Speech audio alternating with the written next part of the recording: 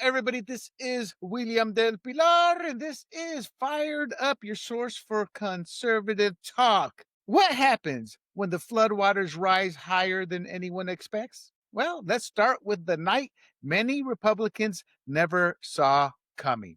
In New York City, a place long written off as a progressive stronghold, Mr. Zoran Mamdani, a self described socialist, he didn't just win, he dominated 50.4% of the vote. He beat out both Andrew Cuomo and Curtis Sliwa. Maybe dominating isn't the best word, but Sliwa, he barely cracked 7%, and that could have helped Andrew Cuomo. Alas, it was not meant to be. Donnie's campaign turned out the highest voter participation in 5 decades, fueled by promises of affordability, corporate tax hikes, and so called justice reforms, along with some election integrity issues. That seems to be becoming the norm more and more from both sides. But it wasn't just the message of Mamdani, it was the mechanics, fusion voting, no voter ID, and a confusing ballot design that gave Mamdani a structural edge. Even Elon Musk flagged the system as ripe for manipulation. Elon, you're late to the ballgame. Then came New Jersey. Mike Sherrill crushed Jack Chiartarelli by 13 points, and that's a margin that stunned even pessimistic GOP insiders. Democrats dominated mail-in ballots, no surprise. And for the first time, independents and unaffiliated voters made up nearly half of the early returns. Republicans' messaging didn't land, which is obviously a sharp contrast to Trump's stronger 2024 showing in the state. Virginia, a potential earthquake where the GOP fell into the crevices. Abigail Spanberger, a milk toast Democrat, became the state's first female governor, winning by nearly 15 points. I gotta be honest, as a Latino, as knowing many immigrants, this was one of the most disgraceful wins you will ever come across in politics, in her representing women in leadership at the political state level. Why? She never denounced Jay Jones, a man who wished Republicans dead, including their children. He flipped the attorney general's seat. And down ballot, the GOP's deficit exploded, 3 seats to as many as 30. Translation, their legislature resembles California's supermajority. And speaking of California, Prop 50 passed with a commanding 63%. Now, what does this do? This hands Democrats the power to redraw congressional districts ahead of 2026. And wait till I show you the map later on in the show. This is a move expected to lock in at least 5 more House seats. Lawsuits are flying, but the power shift is already underway. This wasn't just a blue wave, it was a strategic route. Despite the fact it was only blue states, it was still a blue wave. From deep blue cities to purple suburbs, Democrats overperformed election integrity, and Republicans were left flat footed. Tonight, we break it all down, along with Nancy Pelosi's retirement and her legacy. But before we begin, do not forget to bookmark grumblingsmedia.com. Follow us on YouTube, Rumble, Apple, Spotify, and Pandora under the handle Grumblings Media. And if you're listening, my friends, give us a thumbs up. Like and share this podcast or this live stream as we're doing it. We can't grow without your help, and we hope you'll stick around. And feel free to engage. We want to hear your comments, your questions. If you disagree, let us know, and we'll do our best to tell you why we think as we do. And tonight, before I bring my panel on, which is wonderful and beautiful Miss Annette Ross, we have a special guest tonight, Mr. David Giglio, a former congressional candidate from Modesta. He can correct me if I'm wrong, but I believe it's Modesta. And he will tell us a bit about himself, and then we're going to get right on into it. So let me bring our guests here. Well, actually, Miss Annette Ross, our regular panelist, and we got Mr. David Giglio. David, did I pronounce it? Is it Giglio or Giglio? Giglio. Oh, God, that's Italian, isn't it? Yeah, it's all right. Yeah. See, as soon as you said Giglio, I'm like, oh, that's Italian. Actually, I'm Latino, so I look at everything from a Latino perspective. So my apologies. And it's Madeira, close to Modesto. I live in, I'm from Madeira. Yep, my name's David Giglio. I'm a small business owner, and I've small business in Clovis, California. I'm a former congressional candidate, ran for the now, well, I guess it's still CA 13, but it just looks a lot different. So I ran for the 13th congressional district back in 2022. Um, against Adam Gray and John Duarte. And I briefly challenged Kevin McCarthy back in 2024 to send a little message, got sick, dropped out of the race. But yeah, so I've been involved in California politics now since 2021. Yeah, since 2021, early 2020. And there's a lot going on right now. And I know the couple nights ago has everybody on edge. And there's a lot of reasons why we should be quite honest. And judging by the reactions, Boy, not I agree. Before sure we what things are being learned. Before we get into that, though, I saw something interesting on your homepage, and I listened to the interview you had. I forget his name. We both follow him. With he works for Rasmussen. Oh yeah, Mark Driscoll. Mark. Good podcast because he gives you a lot of data, and he's a really down to earth guy. Kind of reminds me of a frat guy who's got intelligence. But that said, Yeah. you were talking about some of the polling you had done in Yeah. terms of a potential scenario for 2026, but you haven't announced. So are you going to break that announcement here? Well, no, I mean, so the district's changed a lot since, we polled the last district. It's obviously something that I'm still thinking about. It's still the district that I would run in. I don't think it's not winnable for Republicans. It's actually probably the only one left after the redistricting that I would say the GOP has a chance of flipping. On paper, it's like it went from, it was a Trump carried the old one by 4 points. Now it's anywhere you look, depending on where you look, registration wise, it's a D+11, but implied political stuff, it's like D+3. So it's actually a really still a close seat. But there's a lot of factors at play, and a lot of it has to do with what's going on in the party. So I haven't really made any decisions yet. The last couple runs took a lot out of me and my family. It does, yeah. And quite frankly, like I said, judging by a lot of the reactions and the responses coming from all over the place on the conservative pundit side, and even from the White House a little bit, I'm not sure lessons are being learned to where we're going to have a really favorable environment. We have to make major changes. So there's still a lot to go there. But I will say this: the Central Valley, despite registration numbers, you can't just look at the partisan stuff. I have 4 years of polling data that strongly shows me people here want to vote for conservatives, but they want to vote for a particular type of conservative, and that's a Trump type of conservative. That's why Trump won in this area in 2024, while Republican incumbents and Republican challengers down ballot lost because they Right. didn't offer the same promises and campaign pledges and vision that Trump did. And that's a problem we saw play out across the country last night. That's why, like you talked a lot about Right. Montgomery. We'll get into it in a little bit. But yeah, so not 100% sure yet. A lot going on. There's going to be a lot of incumbent Republicans right now throughout the state that are going to be fighting to save themselves, since 4 guys could be out of a job. I think it's 4, right? Yeah, for and before we go on, I want to get your comments, but I got to give David some props here, and I hope I don't embarrass him. When I first met David, I saw the pictures and all that, and I couldn't find a modern picture of him today. David's lost a lot of weight, and Oh yeah. So yeah. No, yes, it definitely feels a lot better. So thank you for that. you're welcome. You got to get to some of those pictures updated. You cost me some work. I hate taking pictures, though. It's like, All right. Before we get into our first major story, Nancy Pelosi, we are all Californians here, and to America, you better listen up.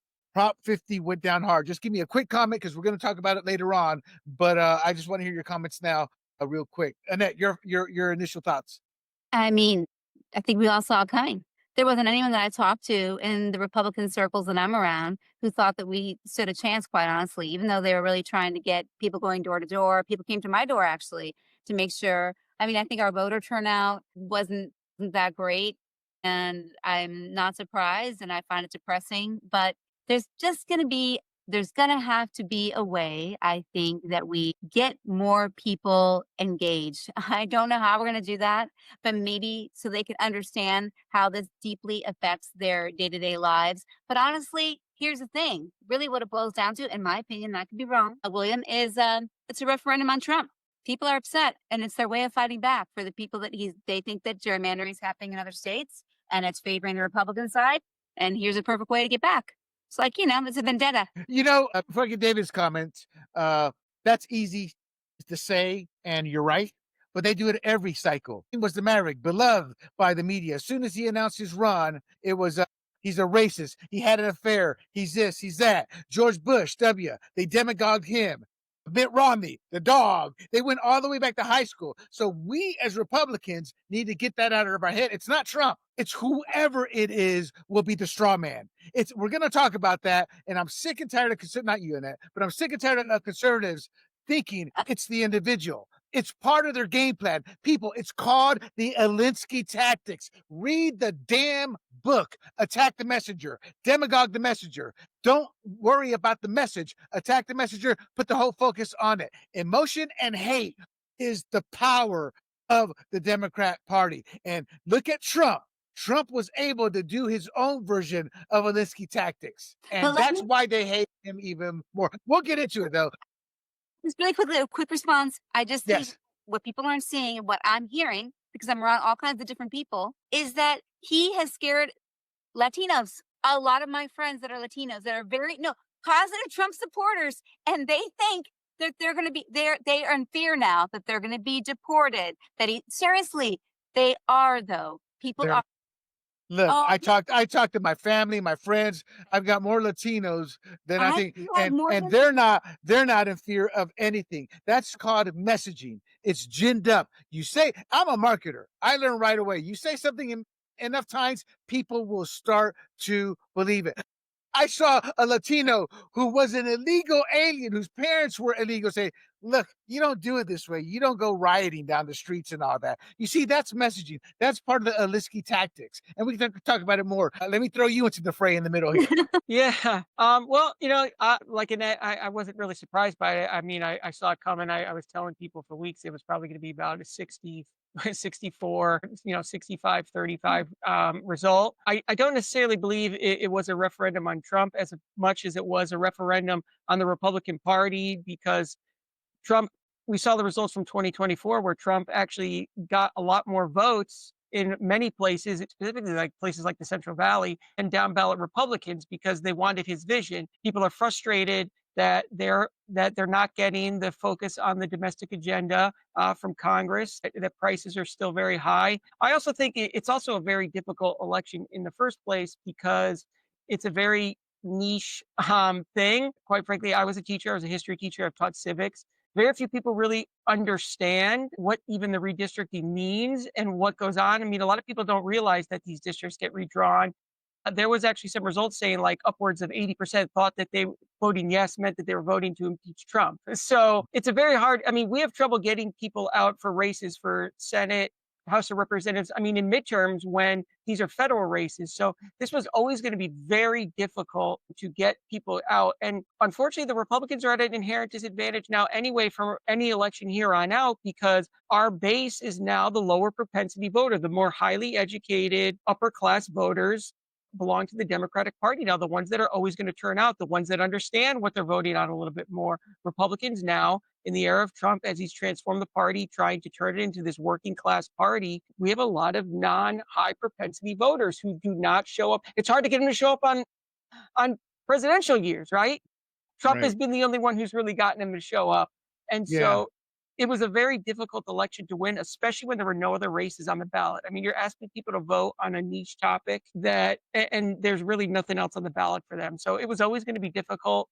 And in California, it's very easy. People just forget to turn in the mailer. It's just not a huge priority. Plus, quite frankly, we had a failure of leadership at the top. And a lot of that goes, I mean, I think that National Party dropped the ball on this. They've been counting on redistricting happening in other states. They didn't think they were going to need California. Now Republicans are backing down in places like Kansas and Indiana. So it turns out that they probably should have focused a little bit more. It's always going to be hard to win, but so it's just not that surprising. It's a very complex reason why we didn't get it, but it also highlights just a lot of the same problems that happened across the country. Exactly. David brings up the most important point. It's a straw man. You're turning the Trump into a straw man. When Trump ran, he got blacks, he got Latinos. His big tent came out. After, if he's not on the ticket, Republicans don't seem to care. So it's like that's why California is so blue. We're always scared to align ourselves with the party's presidential candidate. Oh, he's a racist. He's this. They just demagogue us, and then we fall back. Oh, that's why we lost. Anyway, let's get the big man, Mr. G. Mangani. Let's get him to weigh in here real quick on Prop 50. Then we're going to talk Nancy Pelosi. G-Man, how you doing? Hey, So doing get pretty. right on, Steve, what's happening? right on into it. What's your thoughts on Prop 50? We're all loving the JD Vance look. I agree it wasn't necessarily a referendum on Trump, but this was a Trump-driven turnout on the left, right? So here's what's happening. So the Democrat turnout and Republican turnout is no longer enough anymore. You need the populist center, right? Or the populists of each side. And the left-wing populists are more motivated to show up because they can stick it to Trump, right? Yep. And they did a poll recently. I think it was the day of or the day before the Prop 50 vote. So it might have been Monday or Tuesday. And the question was, do you think that redistricting in California should be done with independent groups, or should it be done by one party? 90% of those who voted for Prop 50 said, no, it should be done independently. Yet they voted for Prop 50 to put all the lines in the hands of Gavin Newsom for 3 election cycles, or basically 5 years, right? So what's the takeaway? Well, they want to stick it to Trump, right? And they view this as, okay, well, in order to save democracy, we got to do something undemocratic. And I heard that from several left-wing friends, and they said, well, yeah, we just got to do it temporarily. Well, no, this is never going to be temporary. When you give them one little digit, they're going to take the whole arm. So I think you're going to see this with, state legislative races, state Senate. You're going to see it with city council.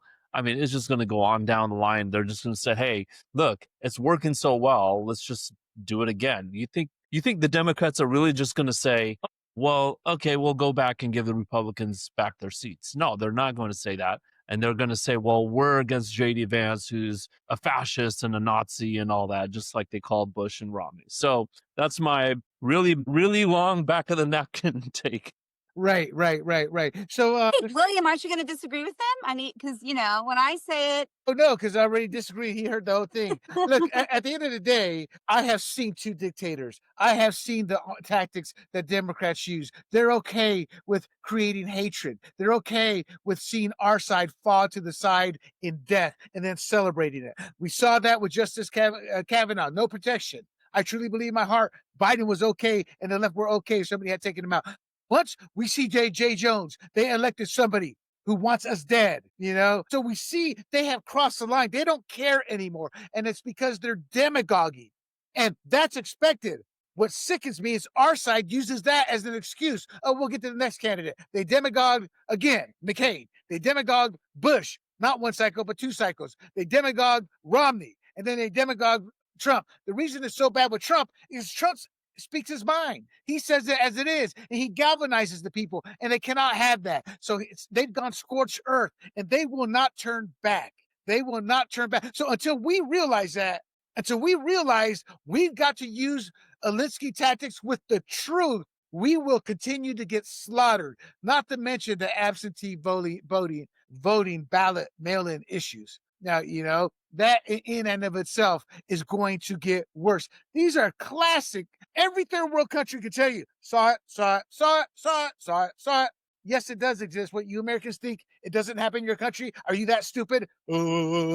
Yes, they are. So until we address all these problems, nothing will happen. Okay, so real quick, let's move on to Nancy Pelosi. So is this the end of Pelosi's reign or just the beginning of the fallout, is my thought here. Nancy Pelosi announced November 6th, today, she will not seek re-election, ending a nearly 40-year congressional career. She was alive, I think, for the first 30. She'll serve out her final year representing San Francisco. She entered Congress in 1987. People, David, you're the youngest of us here, I bet. How old were you in 1987? I wasn't born yet. I was 1 year old. I was born in 1988. So she got there 1 year before I was able to not vote for her. There you go. So she entered Congress before someone on the panel wasn't even born yet. Now, in her defense, as a woman, women have a lot to be proud of here with her. Despite the fact she was a bad representative of y'all, she served as the Speaker of the House minority leader, and she stepped down from the party leadership after the Democrats lost the House in 2023. She retires at the age of 85 with an estimated net worth of 120 million after entering Congress, worth less than $1 million, if I remember correctly. She's amassed all this mainly through her husband, Paul's stock trading, long shadowed by insider trading accusations. They don't have the proof, but even her side says, yeah, that old Nancy. But she's known as both a divisive national figure and a GOP fundraising magnet due to her polarizing track record. I was going to show pictures of her throughout the era, but she was so beautiful early on. And she's just like, oh my God, well, she's like a mannequin now, like the Joker. So I didn't want to disgrace her that way. So I just do it verbiage wise. So David, let's start with you. You're not quite, you're closer to San Francisco than any of us. So what are your thoughts on Miss Pelosi's legacy? Oh, well, I mean, I could say my thoughts on her are good riddance. I mean, I wish she would take a lot more with her on both sides of the aisle. There's a lot of people in Washington that have been there far too long that need to go. So it's definitely not a loss that I'll be mourning. But I will say this, as hard as it is to believe, her replacement's probably going to be worse, which is Scott Wiener, who's just a total, I mean, off the reservation nut job. So it's kind of unfortunate. Nancy stinks, but she's been there forever. She's kind of like half out of it now. But Scott Wiener is somebody I'm really not excited about seeing on the national stage and getting a higher office. So it's unfortunate for the people in that area because, these people live in their luxurious houses with their $100 ice creams. Unfortunately, the area, San Francisco and the surrounding area, Oakland, these places are suffering from years of Democratic rule, up and down, federal, state, local. And it's just unfortunate, because they promise the world to these people and they never deliver, but they use a lot of fear and stuff to keep getting their votes and lies to get their votes. And they have a lot of help in our schools and our media. So it's good she's going, but I'm not excited about seeing Representative Wiener because I don't think he deserves to be anywhere near the House of Representatives. I agree real quick, and I have no shame. This is how you fight back. You tell the people the truth. Scott Wiener, is it Scott? Representative Wiener is okay, people, with taking your children to the gay pride parade. And he is from San Francisco. He went to the gay pride parade. He's okay with worse than that. Yeah. Well, hold on. He went to the gay pride parade, said, bring your kids. They were grown, ugly, fat, nasty men giving fellatio to one another, then urinating on them. That's how you fight Democrats. You tell the truth. That is who Scott Wiener represents. That is who he wants to see in office. Scott Wiener, his laws that he tries to get passed tend to protect pedophilia.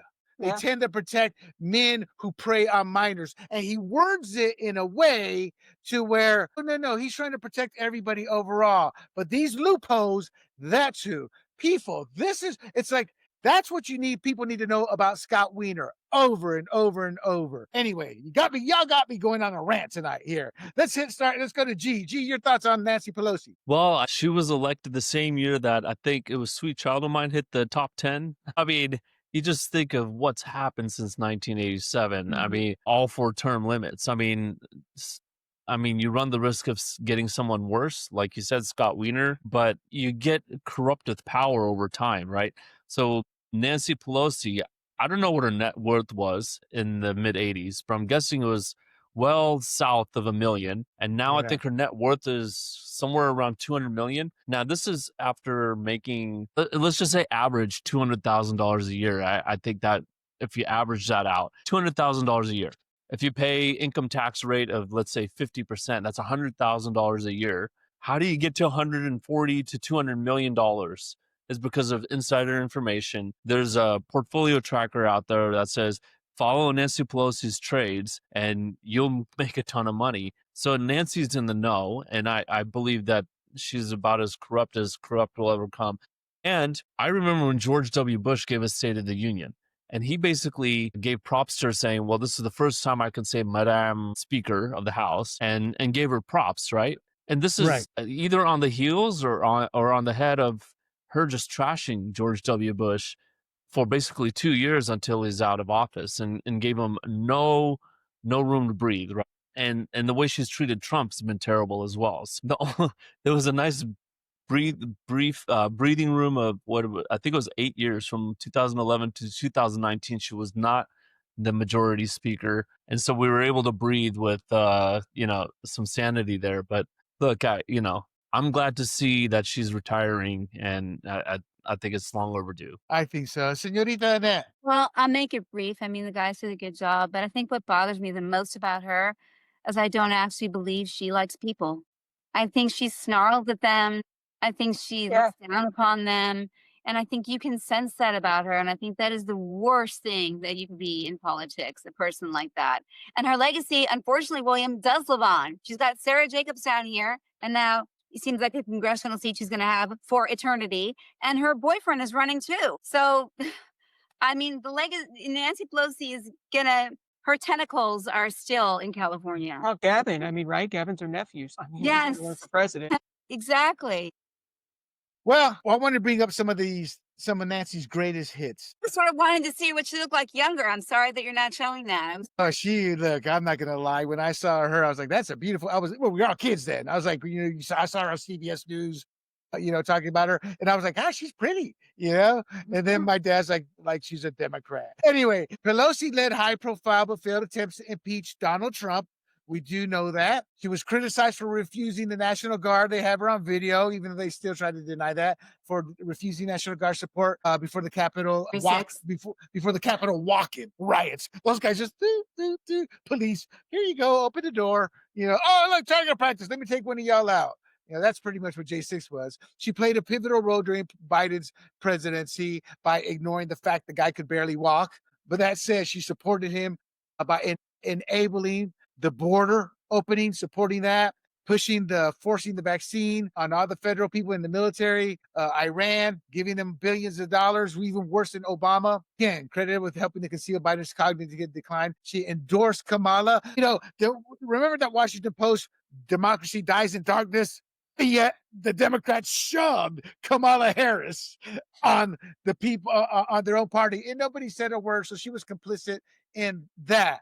COVID, the salon gate, remember? She got busted in the salon without her mask, and then she blamed the salon for releasing the video. The Confederate statues. Now, I was going to pull the Confederate statues and then the pulling of them down. And then when all this happened, and I've never talked about it, but I did research. A lot of those Confederate soldiers or generals had renounced their ways, and they actually contributed to the rebuilding of the society, like Fort Bragg. General Bragg was one of those, So they never told us the full history as they tore them down. But her father was one who helped dedicate one of the big ones in Baltimore, and she wouldn't comment on that. Her climate contradictions, it just goes on and on. But the biggest one, that this will be her legacy from the conservative side. The history books will write something in, but it will also include her biggest hypocrisy and issue was the stock market and the wealth she amassed from that. Your thoughts, David, on some of her legacy and the hypocrisy of how I see her legacy? Yeah, I mean, I agree with you completely. I mean, Nancy Pelosi represents kind of everything that's wrong with American politics. She's somebody who has just gone there to enrich herself and her friends while promising the plebes to make their lives better. And so it's unfortunate because there's so many of them in DC, and that's part of the reason why our government's so broken and why so many people have lost faith and why it's so hard to get people to turn out to vote. I knocked on thousands of doors myself, went to every event, big and small, and that was always the common theme. I made a post about this on Twitter last night. I can't express to you how many people just had been fed up. You have to convince them, you have to beg them basically that, hey, I will try and vote this one time. I will, because people, are just fed up. They don't believe anything they're getting from our government. And that's really a lot. It's really unfortunate because that's how you lose a country and that's how you lose a republic. I mean, when people lose faith in the institutions, that's how things go downhill. And we're at that point. And that's why you see a lot of people that are upset right now, even with President Trump. And I've always been a President Trump supporter. They just feel that right now we've been too focused on foreign affairs when there is stuff at home that needs to be dealt with. And so people are just fed up. They want their leaders. Right. And I think we do need more leaders. Listen, I say this all the time, that it'd be great if we had more average Joes in Congress, because a lot of these people, they never go out, they never speak to the actual people. A lot of these these candidates, once you get the backing of the NRCC and this kind of stuff, you don't have to do anything. I mean, they flood you with millions Right. of dollars in TV ads. They're not knocking on doors. And once you're in Congress, those people, they're never going anywhere besides parties and stuff. They just sit there and count on the millions coming in. They don't even mingle with the people they're representing. And a lot of them, like Annette said, present them. Right. David brought up a great point. Nancy Pelosi, just for the record, did become her own foreign dignitary / emissary, and with the Taiwan, trying to represent the country at one point. So, real quick, comment on what I've said if you want, but per David's point, he's correct. She was doing the C-SPAN or CNN interview, and she was talking about taxes, and she goes, that's our money, and we're going to decide the best way. She used American taxes, said that's our money, as in her money.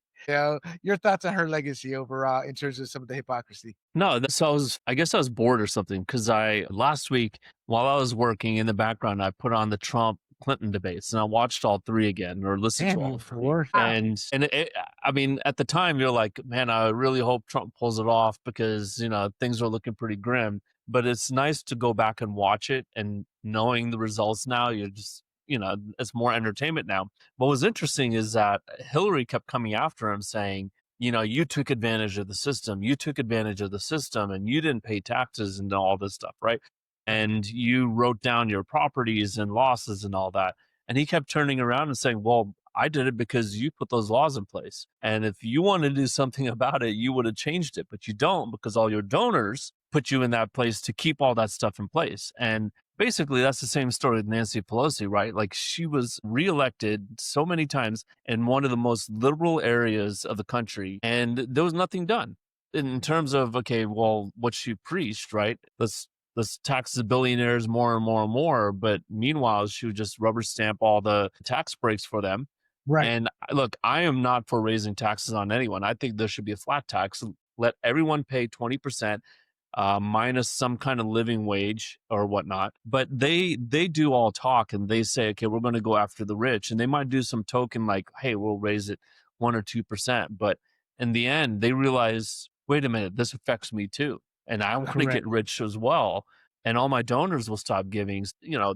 I just think it's full of hypocrisy. Look, Republicans many times do the same thing as well. But I'll give Republicans props that they'll talk a big game during election season, but when they're elected, they at least try to do half of what they say they were going to do. Democrats, I give it like 10%, maybe 10%. They'll do one little thing and then basically try to enrich themselves and their buddies. Exactly. Rita, Annette, real quick, you can comment on that, but I'd like to get your thought on, is her exit ushering in the new socialist Democrat wing of AOC, Mamdani, the squad? Is this their opening?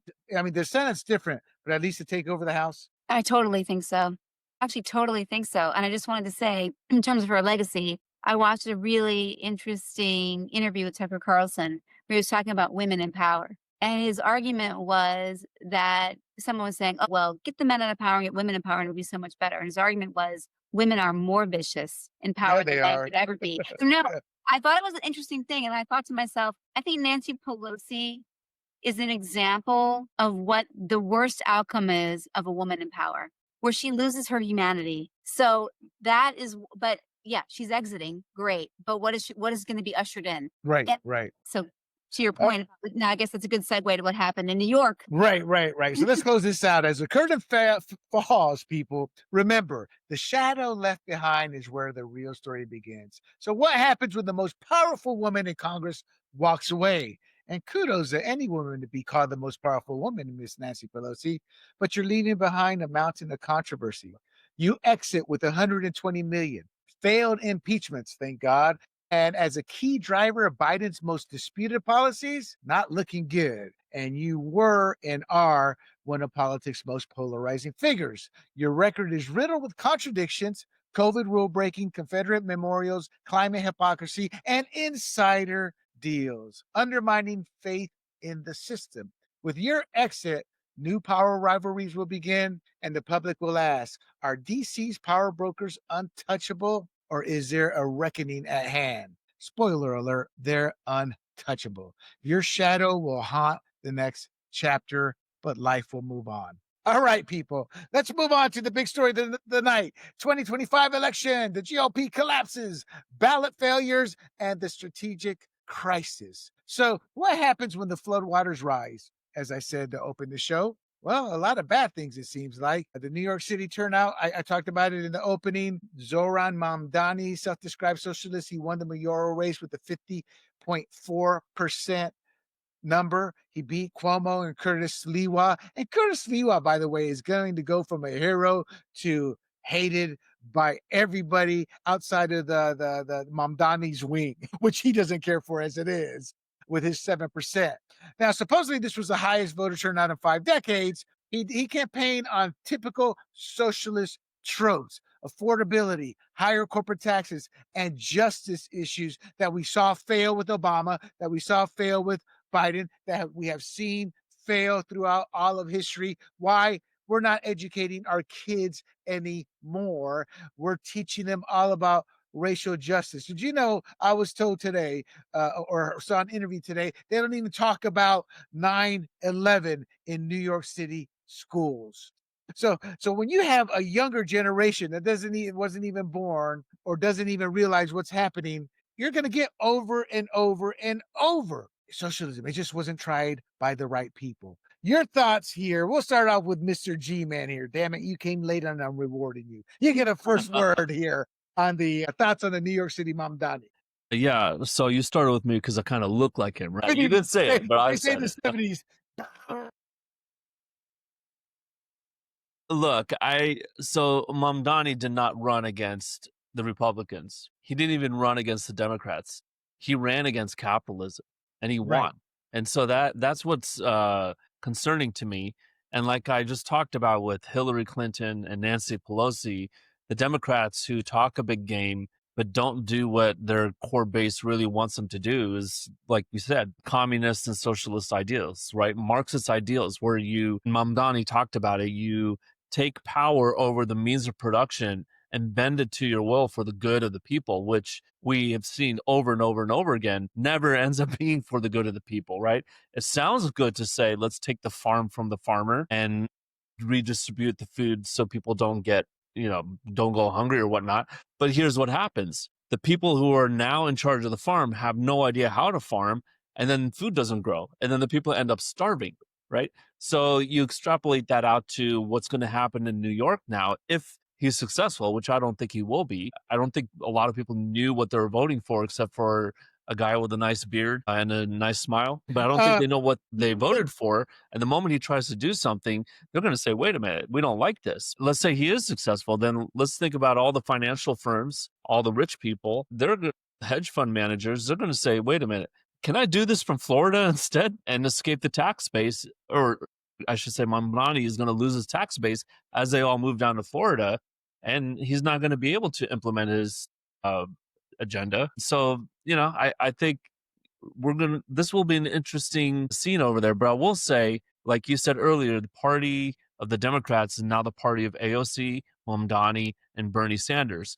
Hillary Clinton, that group doesn't stand a chance of rigging the primaries in 3 years to try to, get the presidency. I think it's going to be someone like AOC who gets it. Right. And real quick, before I go to the teacher and the mother who has kids living in New York, G brought up a good point. That's true.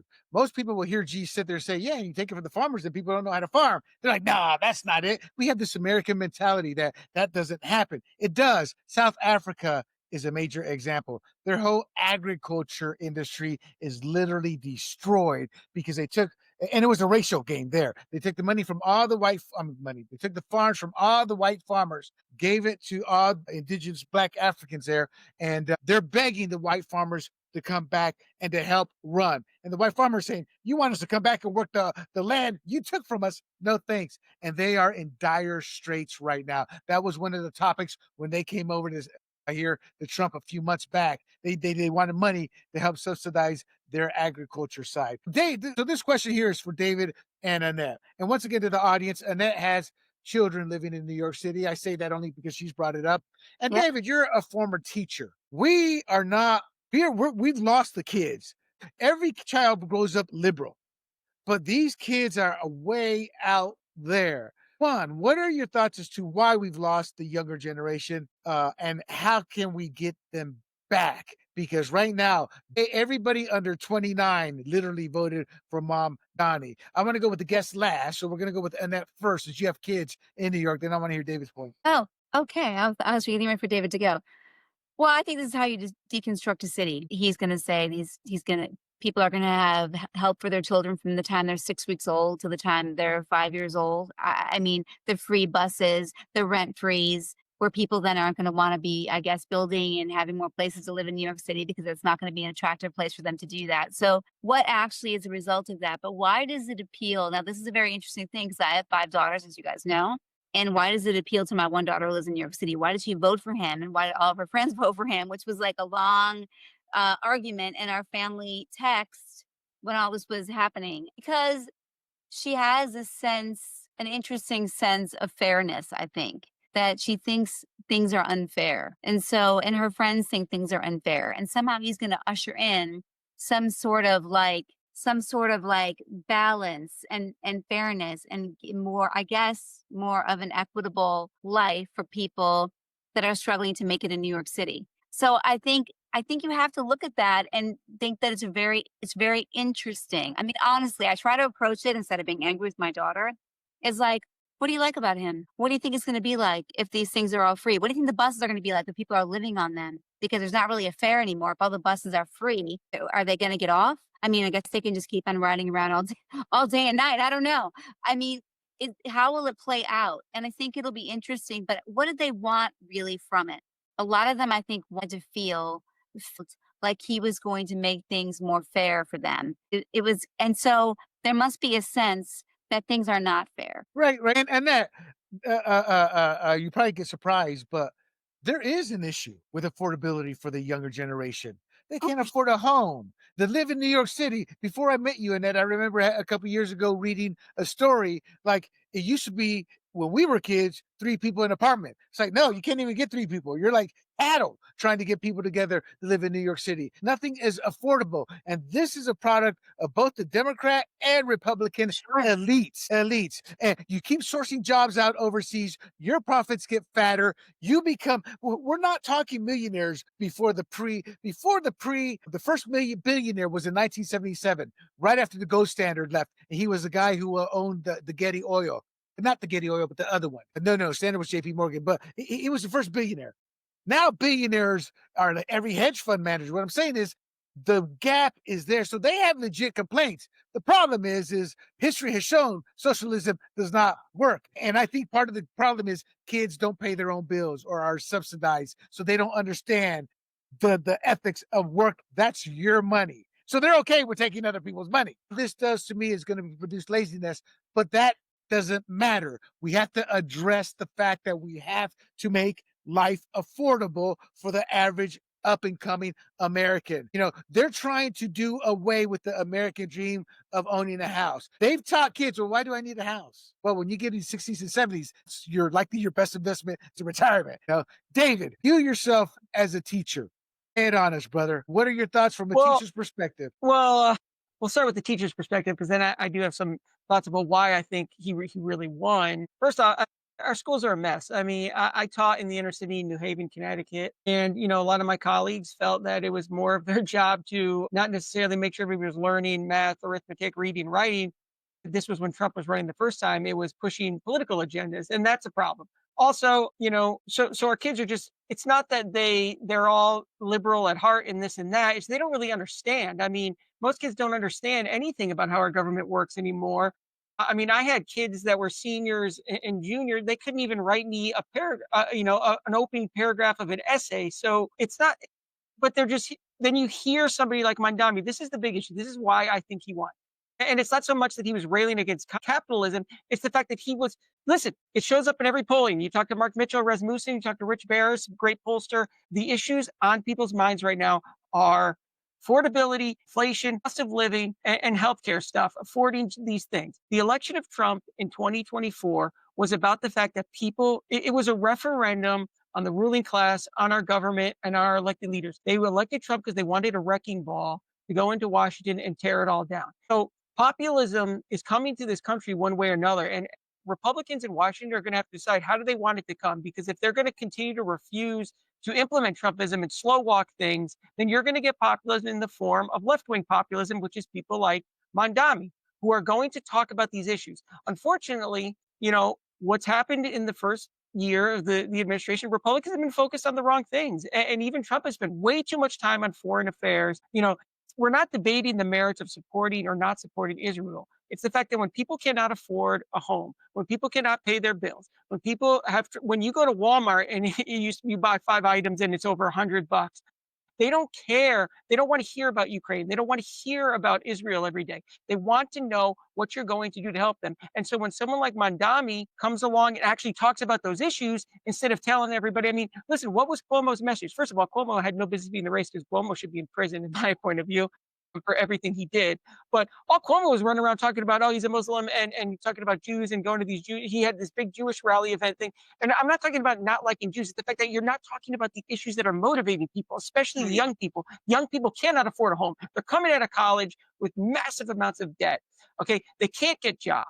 And they don't want to hear about that stuff on the campaign trail. They want to know how you are going to make life more affordable. And quite frankly, this is why Republicans got beat down across the country, because we weren't talking about these issues. I can't tell you how many text messages and emails I get a day from Republicans that are all about Israel and this kind of thing. And listen, I support Israel. I want Israel to succeed. I want Israel to prosper. People don't want to hear about that right now when they cannot pay their bills. They're going to gravitate to who's talking about the issues that matter. And we have done a poor job as Republicans, as conservatives, about handling this stuff. We have controls of both houses of Congress right now, and they don't want to pass anything, quite frankly. They really don't. David, let me give you a little pushback. Let me give you a little pushback here, David, and then I can go. Israel was a whole thing for the last 2.5, 3 years, whether it was on the college campuses, whether it was the whole Muslim faction from New York City, from Mamdani. And in Trump's defense, I didn't hear anything about he's overseas too much until this week when the shellacking took place. He has solved 8 conflicts. Hold on, 8 conflicts. The only one we hear about is Israel all the time. Nobody can tell you what the 7 other. Well, hold on. No, hold on.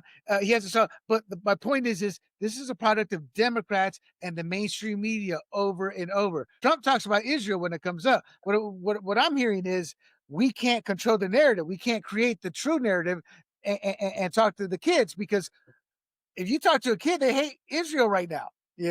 Well, when listen, it's not necessarily Trump's fault. It's people in his own party. The only thing Lindsey Graham goes on and talks about is bombing other countries on Fox News. Randy Fine, every day, it's all he's talking about is foreign wars and stuff. Okay, so Trump's own party is stepping on his message. The problem is it is a perception issue. It's a poor messaging issue, but Republicans are creating the poor messaging issue in themselves. They already know the media is not going to be on their side. They have to focus on what they're doing. They're not talking to people about the issues that matter. You cannot spend all this time talking about stuff that's going on overseas. Listen, America first. That's why people voted en masse for Trump. A lot of independents, a lot of fed up youngsters. Trump did record numbers with young voters, minority voters, because they felt like, I need somebody who's just going to tune all that stuff out. We've lived with all this foreign stuff for decades. We just went through 20 years in the Middle East. I got to have somebody in there who's going to say, I'm putting you guys first. And they're frustrated right now. They're still feeling left behind. And quite frankly, I do believe this is our last chance, because a lot of people, like I said, when I knocked on doors, told me they've lost faith. And they took a leap of faith in 2024. And if we continue to turn a deaf ear and a blind eye to them, they're never going to come back. They're never going to trust us again.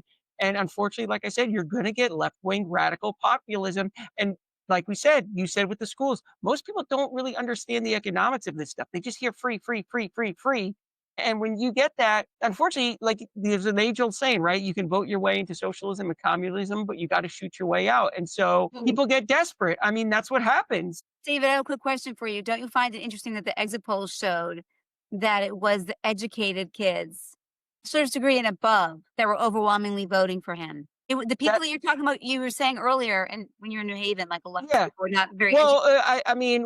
We have there's a highly educated philosopher class in this country that are getting these degrees in all these worthless things, that are just being fed all these lies and stuff and thinking. And they don't.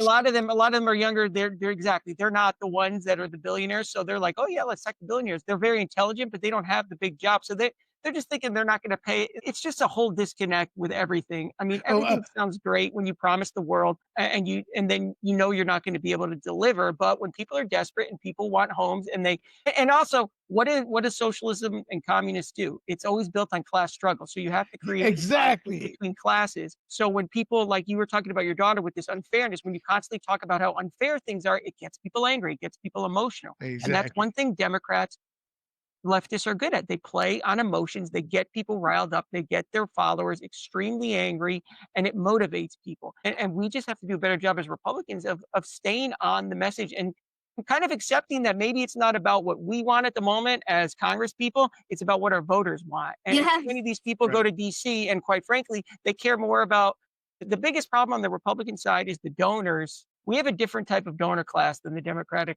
Party has. And I've seen this firsthand from running. See, you have George Soros. He will blow millions, probably billions of dollars now on the cause. Okay. Republican donors tend to have historically have a different thing. They're a lot of times donating because they want to buy access to a candidate when they get into office. They want a favor.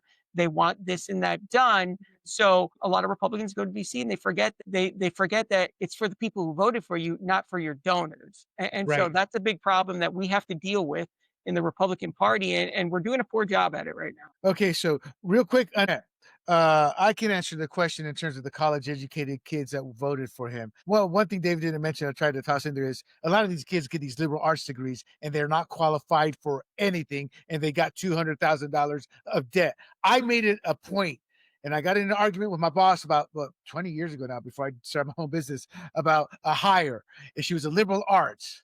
And she liked her, and I liked the business guy. I go, she doesn't even know the basics of business. We need somebody to come here and hit the ground running. At least with the business degree, they understand the concept of business. She's doing this. I want to help these people, but she has no clue, and that's part of the problem. But here's the real issue in terms to address your question. In socialism and communism, as David says, it's a class war.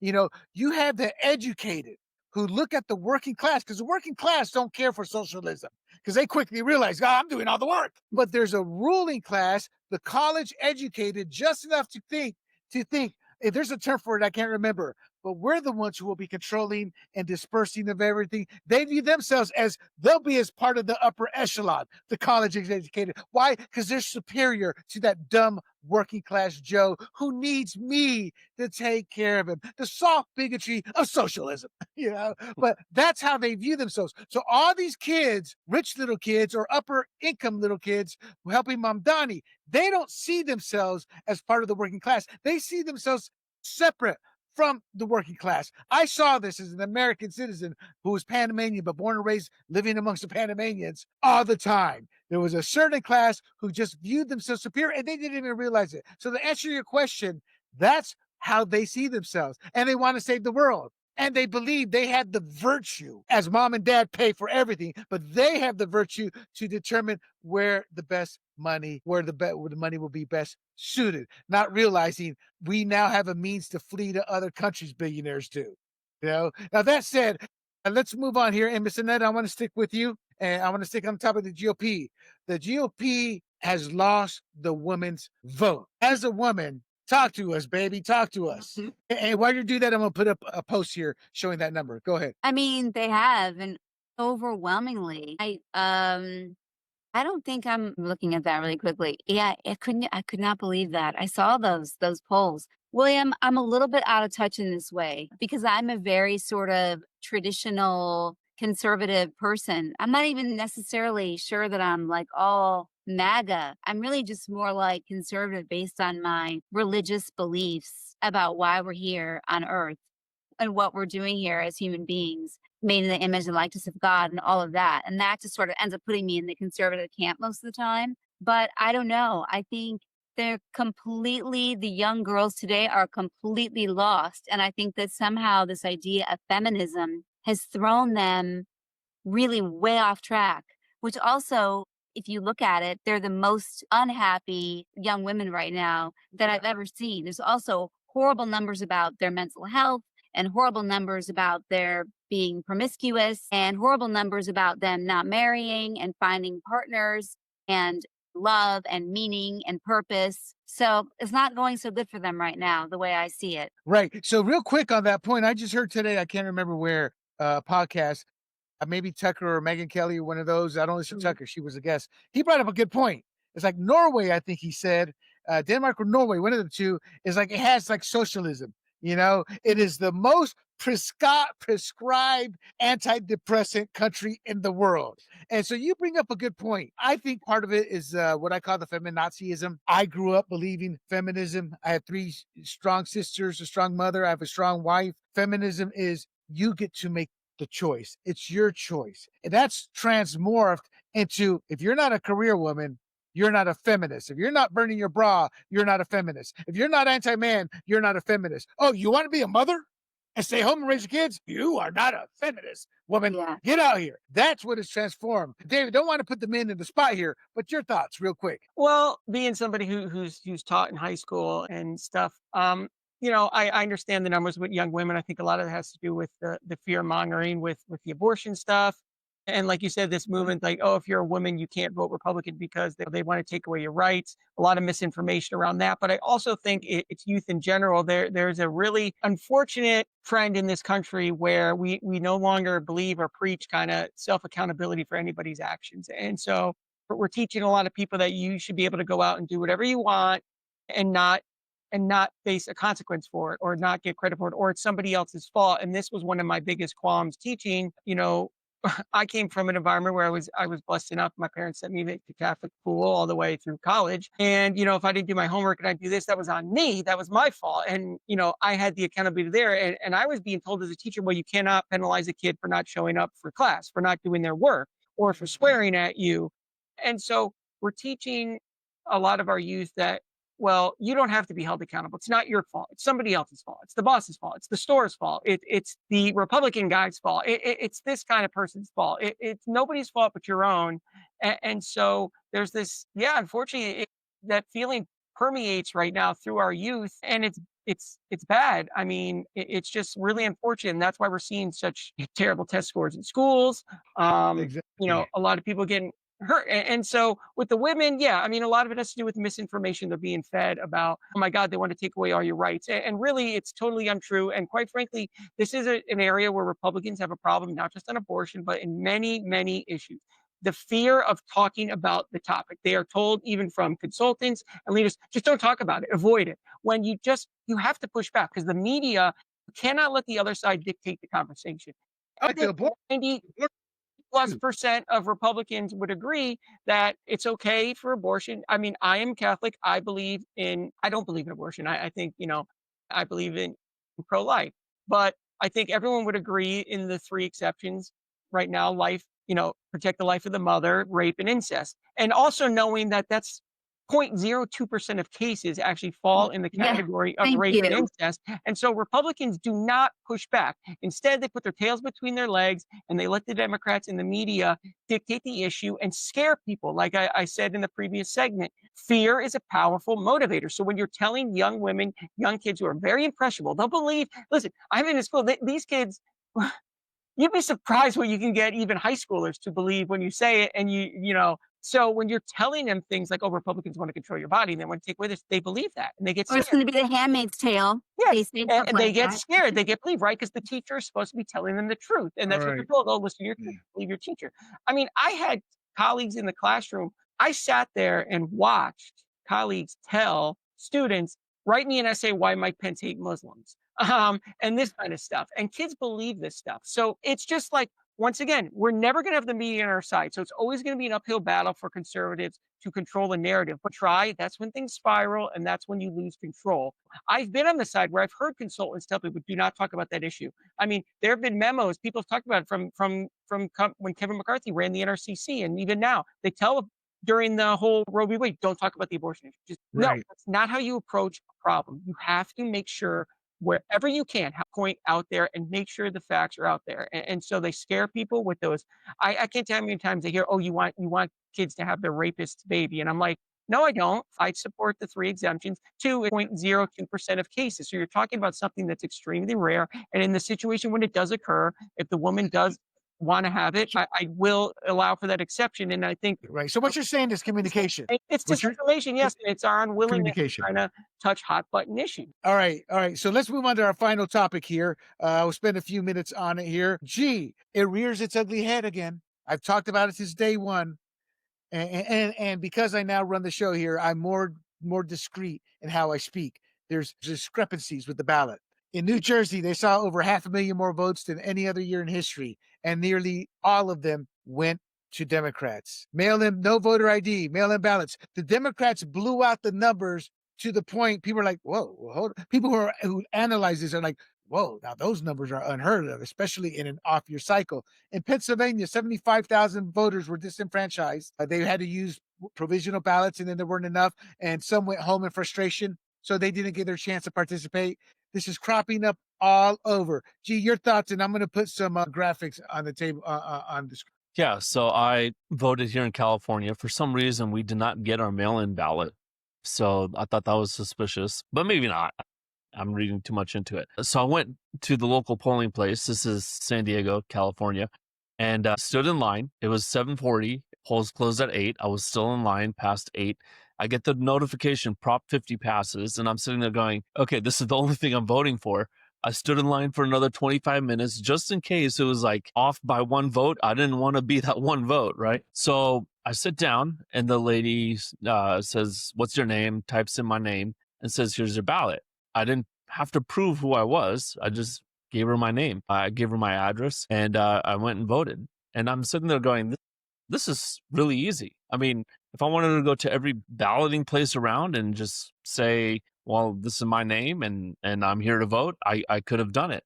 I think the only way they can match that is by the signature that you put down that they say they have on file. But if you just do chicken scratch, I mean, you know, you run a really good chance of just comparing chicken scratch to chicken scratch and say close enough. So like, I don't know how to quantify it.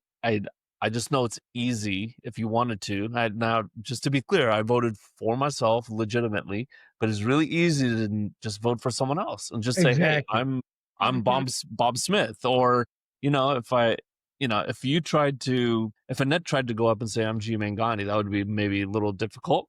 But other than that, you know, other than something obvious, it's really easy. So you know, where there's one, like we said last week, where there's one case of fraud, there could be a million. You just don't Right. know.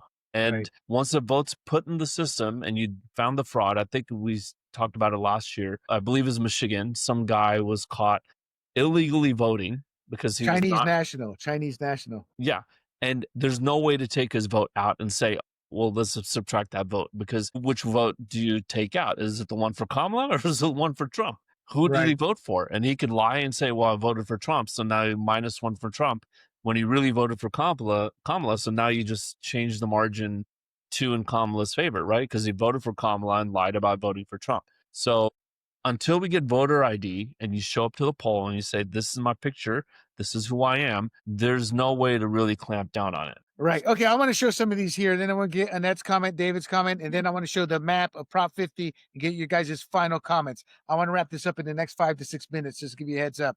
So this is an individual, a friend in Colorado, who hasn't been a legal resident for over a decade. These are all the ballots this individual has gotten over the years. This one here is from Kira Davis. I don't know if any of you know her. She's a well-known California former red state writer.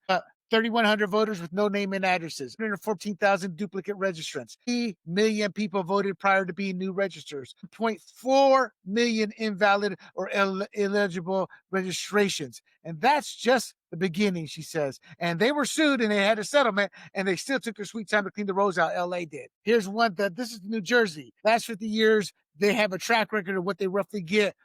Somehow there's now over 3 million voters and a Democrat get nearly 2 million of those votes. And the reason I bring this up is mail-in ballot makes this all happen. And my issue is it doesn't matter what we have talked about for the last hour. If we don't get mail-in balloting and get voter ID back in, we are a third world country. We are the countries we would laugh at when we were children. Your quick thoughts on that then, David, and then I want to move to the map to Prop 50. Just quick, I'll say last night I was at an event with Tony Strickland.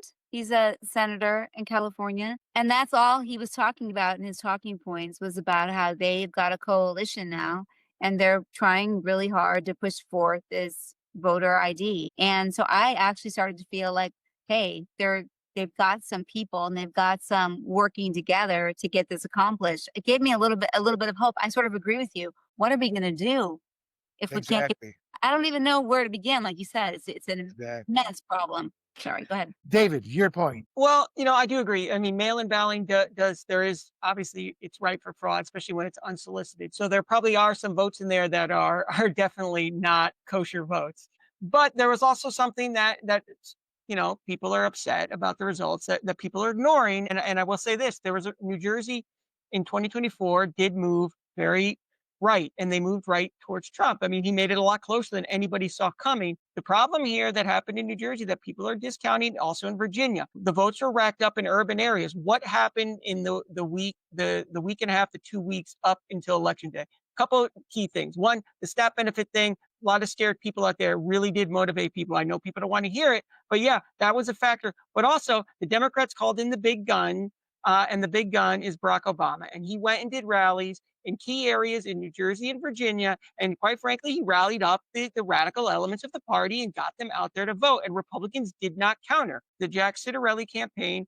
Ciattarelli has not been a fan of Trump in the past. I think I'm saying his name wrong, even though he's Italian, so he's going to have to forgive me. I'm not a great Italian in terms of that kind of stuff, but he did not seek and probably wouldn't have wanted President Trump to come because consultants in the Republican class do not get their own coalition. Working class voters, independent leaning voters voted for Trumpism because it's not traditional conservatism. It promises to deal with the issues that are concerns to them. And you had to counter somebody like Barack Obama, who comes out there and talks about. So I'm sure there was a lot of funny business. Mail-in balloting should not happen, especially like we do it in California where it's unsolicited. It's totally ridiculous. But, we can't ignore that. Yeah, I mean, they brought out the big gun. They knew they were in trouble, especially in New Jersey where they felt it was getting too close for comfort. And he did a good job bringing those people out. I mean, he does a good job doing nonsense. He's a good bullshitter. I disagree on Obama completely.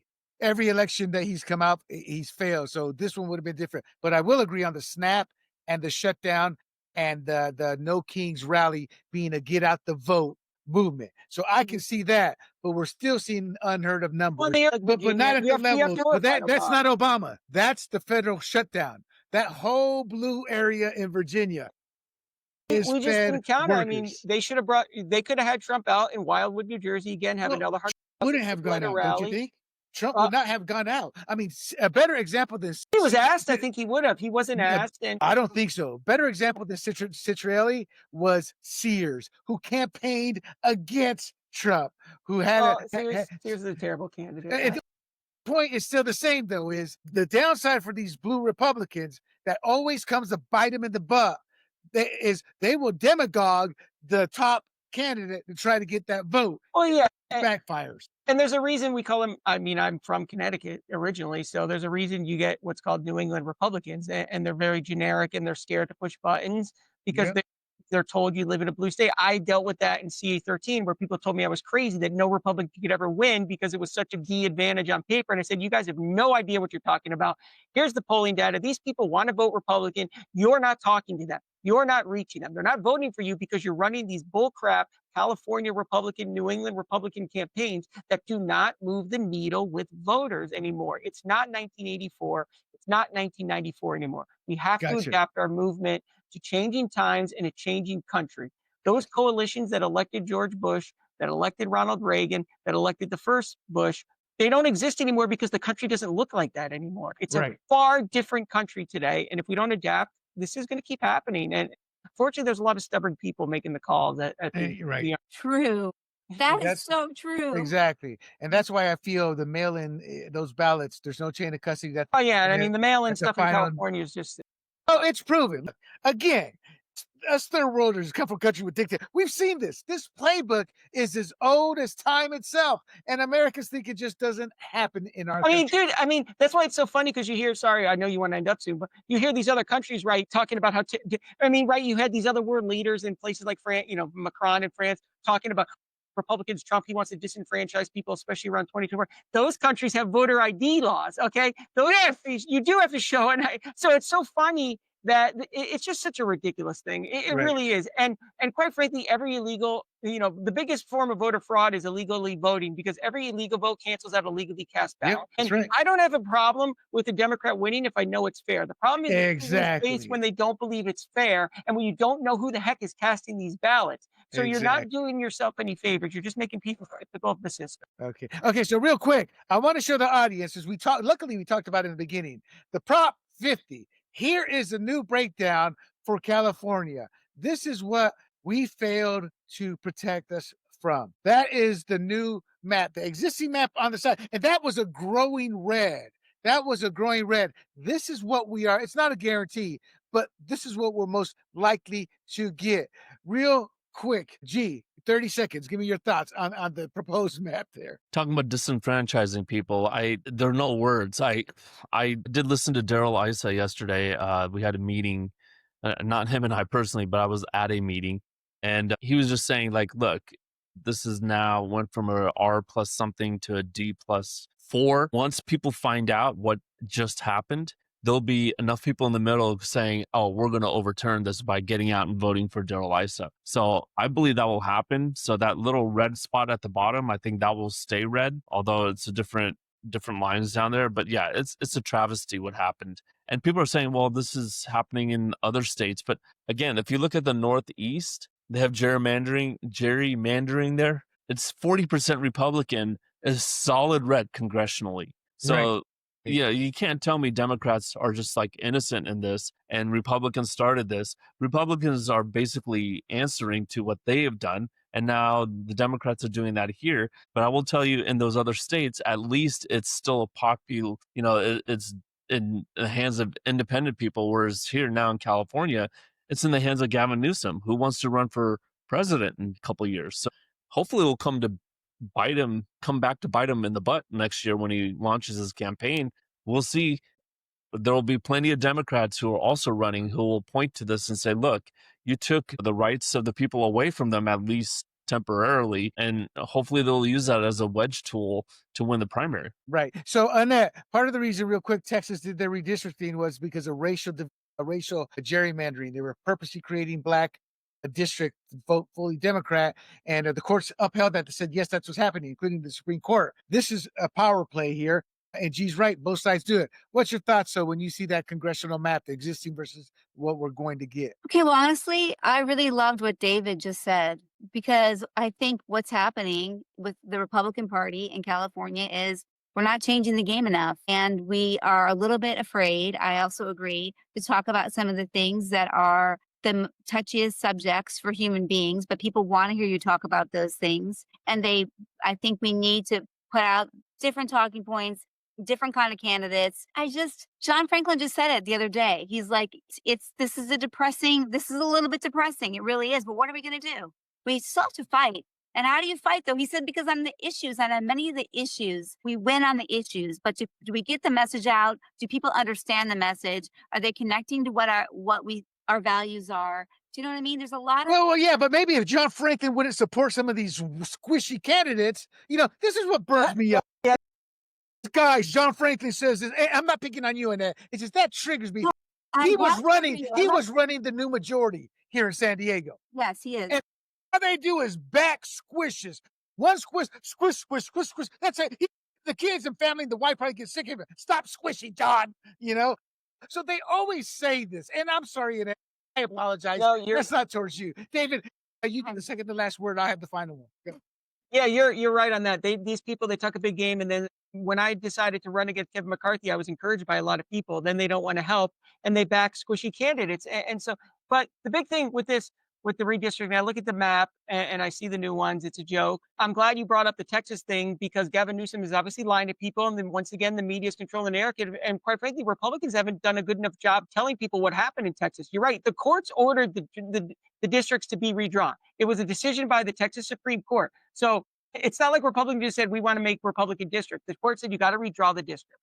And then with this, the whole thing's a sham to begin with, because of this whole notion of independent redistricting committees. So I was actually a candidate when this was being drawn, and I had to lived through this because I didn't know where I was going to run, right? We had to see what the districts were going to look like, what was going to happen. It's not an independent commission. The woman who ran the commission was a liberal activist professor from a state college. Okay. These commissions are not independent. The districts were already gerrymandered. So Gavin Newsom would talk about unfairness like once. This district's the original map, the one we're losing, despite the fact that there were 8 Republicans in it, there should have been way more. All they did was carve up the Central Valley and put it all into Kevin McCarthy's district. They literally put an arm into Kern County in Tulare to take out the Republicans so Jim Costa's seat would stay Democratic and make Kevin McCarthy's like an R+50 district because they needed to do that to gerrymander. So now you're just getting a further gerrymandered map, okay? And so the reason they do these independent commissions and then stack them with Democratic activists is because it's very hard,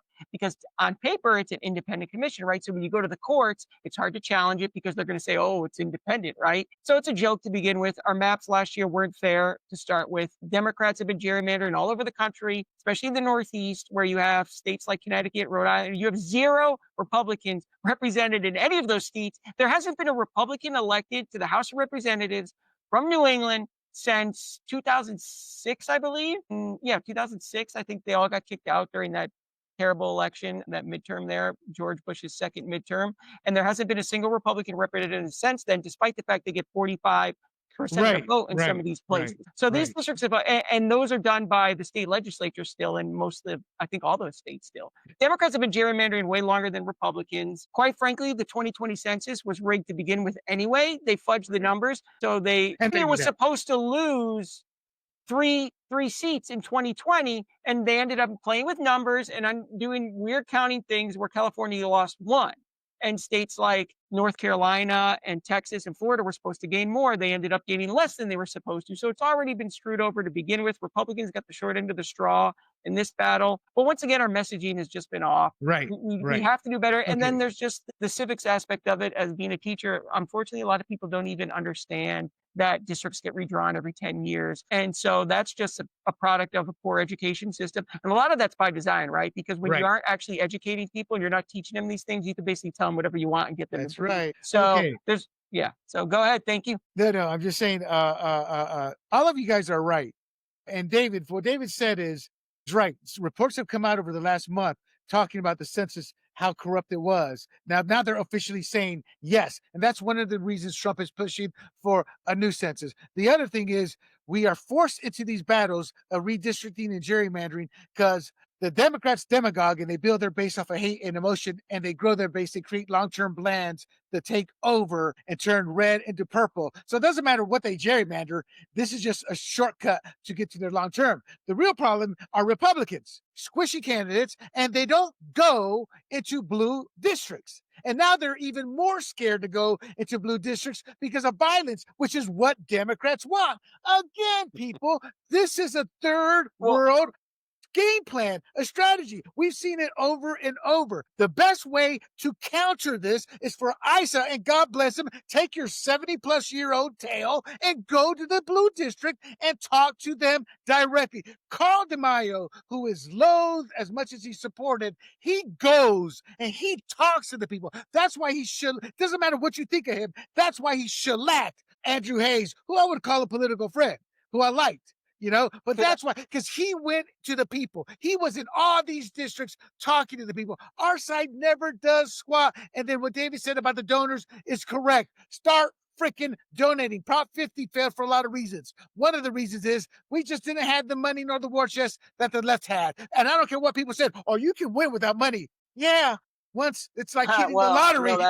It's like hitting the lottery. You can win. You need money. David, you want to say something? Can I say just one thing quick before I go on and let you go? Because you touched on something important. So when I was a teacher. I mean, I've lived in California now for almost 10 years. I was basically politically nobody who decided to run and get in with the Sharks. And so I was running in a seat against Jim Costa, who I'm sure you guys know Jim Costa. I mean, he hasn't done anything in his 40 years being in public service, but everybody said Republicans can't win there. And one of the things I said, you're fools. I have the data. You're not reaching these people. I made it a point for 2 years of my life. I gave up nobody even knew who the heck I was. So yes, I only got 15% of the vote. I earned every single point, every single vote of that 15% because I went to every event, downtown Fresno, places Republicans never went. I can't tell you, the Democrats were there and they looked at me with such weird eyes because no Republicans ever there before. Mhm. And That's people told right. me, I went to cities like Castine, to Snelling, to these places, and people said nobody ever knocks on our door from the Republican Party. People That's couldn't right. believe that I was the candidate knocking on their door.